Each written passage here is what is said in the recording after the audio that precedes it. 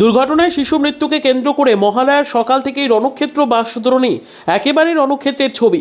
কিন্তু কেন এই অবস্থা বাঁশদ্রোণীতে, কি বলছে একেবারে গ্রাউন্ড জিরোর রিপোর্ট।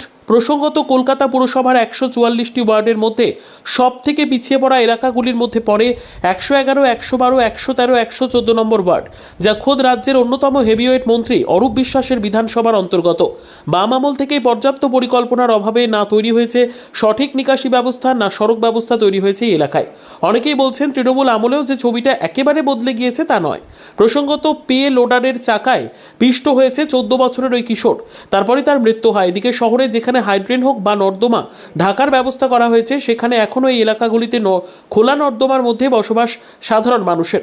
সামান্য বৃষ্টি হলে কোমর সমান হোক বা হাঁটু সমান জল দাঁড়িয়ে যায়, যা নিষ্কাশন করতে এক সপ্তাহের বেশি সময় লেগে যায় পুরসভার। এলাকার নিকাশি ব্যবস্থাকে আমূল বদলের জন্য 2016 সালের শেষ দিকে এশিয়ান ডেভেলপমেন্ট ব্যাংকের ঋণে কলকাতা পরিবেশ উন্নয়ন প্রকল্পের বা কেআইপির অধীনে 113 নম্বর ওয়ার্ডে নিকাশি পাম্পিং স্টেশনের তৈরির কাজ শুরু হয়। এই কাজ করতে গিয়ে 113 নম্বর ওয়ার্ডের বিস্তীর্ণ অংশের রাস্তা খোঁড়াখুড়ির কাজ শুরু হয়। এখান থেকেই দুর্ভোগের সূত্রপাত। বেহাল রাস্তা আগেই ছিল, পাইপ বসাতে গিয়ে সেই পরিস্থিতি আরও নরক হয়ে ওঠে বলে অভিযোগ এলাকার লোকজনের। একের পর এক দুর্ঘটনার কবলে পড়তে থাকে ছোট থেকে বড় গাড়ি, চারপাশে শুধুই খানাখন্দ। পুরসভার তরফেও এলাকায় যুক্তি দেওয়া হয়, সংশ্লিষ্ট নিকাশি পাম্পিং স্টেশন তৈরির কাজ হয়ে গেলে কলকাতা পুরসভার 111, 112, 113, 114 নম্বর ওয়ার্ডের এবং সোনারপুর পুরসভার 34 ও 35 নম্বর ওয়ার্ডের যাবতীয় নিকাশির জল দ্রুত নিষ্কাশিত হবে। পাম্পিং স্টেশনের মাধ্যমেই জল পড়বে কেওড়াপুকুর খালে। কিন্তু এই কাজ যে বছরের পর বছর লেগে যাবে তা কোনোভাবেই বুঝতে পারেনি কলকাতা পুরসভা, যে কারণে পাইপ বসানোর ক্ষেত্রে স্লথ গতি, পাম্পিং স্টেশনের কাজ সম্মুখ গতিতে চলা এবং বারবার পরিকল্পনার বদল করা, সব মিলিয়ে সাধারণ মানুষের কাছে মানসিক এবং শারীরিক যন্ত্রণার কারণ হয়ে দাঁড়ায়। সৌম্যশীল, কোন ক্লাসে পড়ে? ক্লাস 9, গঙ্গাপুরি। কোন স্কুলে? গঙ্গাপুরি, এই যে কুদঘাটে যে মানে গঙ্গাপুরি। সকাল 7টায় পড়তে এসেছিল। কি মানে আমি জানি আপনার মানসিক অবস্থা আপনার খুব খারাপ, কি ঘটলো আচমকা?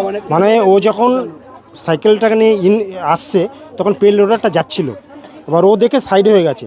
হঠাৎ পেল লোডারটা এর উপরে উঠে পেডোলার সামনে যে পোর্শনটা থাকে মাটি খোঁড়ার, ওইটাকে গাছে মেরে ওর মাথায় এই সাইডে মেরে পুরো ফেলে দিয়েছে। সঙ্গে সঙ্গে মাথা পুরো ফেটে করছে। আপনি তখন বেরোলেন না, কোনো ওর ক্ষমা, হ্যাঁ পুরো রাফাচ্ছে এবং জলের পাইপ কেটে দিলে যেভাবে ব্লিডিং হয়, এই দুই কান আর নাক আর মুখ দিয়ে করে আছে। কত? 14 বছর? 14 থেকে 15 হবে, ক্লাস 9-এ পড়ে। হ্যাঁ, আচ্ছা, তাহলে মানে তারপরে আপনারা কি করলেন? সঙ্গে সঙ্গে ড্রাইভারকে পাওয়া গেল না, সঙ্গে সঙ্গে চারজন যে লোক গাড়িতে ছিল টোটালি, মানে তারা যখন নেমে পালিয়ে যাচ্ছে দেখে মনে হলো মদ্যপ অবস্থায় আছে, মানে সুস্থ ছিল না।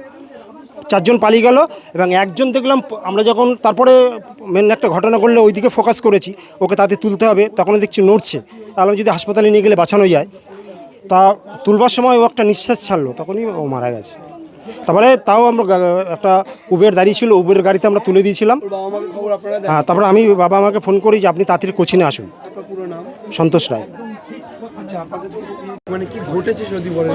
প্রথম থেকেই বলছি, বাচ্চাটা মানে আমাদের কোচিনে পড়ে, ও এসে মানে একদম এইখানে সাইডে দাঁড়িয়েছে মদ্যপ অবস্থায়, যার হাত সেট নেই সে গাড়ি চালাচ্ছে, ড্রাইভিং করছে। কি গাড়ি ছিল? জেসিবি। মানে রাস্তার কাজ হচ্ছে? রাস্তার কাজ, সেটাও আমাদের টাকা দিয়ে হচ্ছে। আমরা 100 টাকা করে চাঁদা তুলে রাবিশ, বালি, সিমেন্ট এগুলি আমাদের টাকা দিয়ে হচ্ছে। না কাউন্সিলরের একটা কোনো টাকা খরচ হচ্ছে, না কিছু হচ্ছে না। এই রাস্তাটা যতদিন হচ্ছে আমি তো রয়েছি এখানে, আমি চলে। রাস্তা সারাই হচ্ছিল। সকালে কটা নাগাদ এই দুর্ঘটনা ঘটলো? ঘটেছে 7টায়, সকাল 7টায় ঘটেছে ঘটনাটা। বাচ্চাটা কি পড়তে যাচ্ছিল বাগান থেকে? পড়তে এসছে, স্যারের বাড়ির সামনে নারকেল গাছটা ছিল ওখানটা, সাইডে দাঁড়িয়ে রয়েছে সাইকেলটা। আর যে ছোট জেসিবি, যে ছোট যেটা ইয়েটা আছে, ওটা পুরো ডাইরেক্ট নাকি বাচ্চাটার মাথায় পড়েছে, মাথায় লেগেছে। তাহলে ভাবুন বাচ্চাটার কি অবস্থা। এখন তো বাচ্চাটা মারা গেছে, তার বাবা মা কি করছে?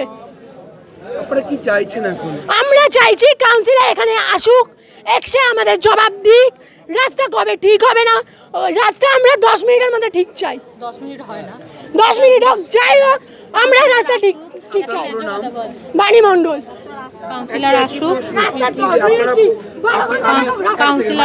কাউন্সিলর আসুক। কাউন্সিলর না, আমি বলছি প্রত্যক্ষদর্শী আপনারা। আপনারা কি দেখলেন সেই সময় কিভাবে ঘটনাটা ঘটলো? প্রথমত মানে দেখলাম তো, আমি তো বেরিয়েছি বেলার দিকে, দেখলাম এরকম ঘটনা। তো স্বাভাবিকভাবে আমার বাড়ির বাচ্চা হলেও আমারও সেম জিনিসটাই হতো, এবং দীনেশনগরে অন্য 5 জনের বাড়ির বাচ্চা হলেও সেম ঘটনাটাই ঘটতো। তো আমাদের বক্তব্যে একটাই, কাউন্সিলর আসুক, এসে কথা বলুক। কতদিনের মধ্যে এই রাস্তা কম করে হলেও 10-12 বছর ধরে এরকম চলছে, কোনো সলিউশন নেই। একটা অটো যদি ফল্টকে পড়ে যায়, ঠিক আছে, তো মানে কে দায়টা নেবে? তার দায় কারুরই নয়। কাউন্সিলর তো আসছেই না, উল্টো উনি থানায় বসে রয়েছে। থানায় বসে থেকে বলছে এখন বাচ্চাটা রাত্রির মানে আত্মার শান্তি কামনা করছি। এটা তো কোনো যুক্তিগত কথা নয় দাদা। একটা তো ম্যাক্সিমাম জিনিসটা থাকিয়ে করতে হবে যে আপনাকে আসতে হবে, এনশিওর করতে হবে যে আমি রাস্তাটা করে দেবো। একটা দাবি রাস্তা ঠিক হবে, আর দ্বিতীয় দাবি যে জিনিসটা ঘটিয়েছে, যে কন্ট্রাক্টর বা যে ড্রাইভার যেই থাকুক, তাকে বের করতে হবে, তার শাস্তিটাও যাচাই। আমার নাম পূজা পান্ডা।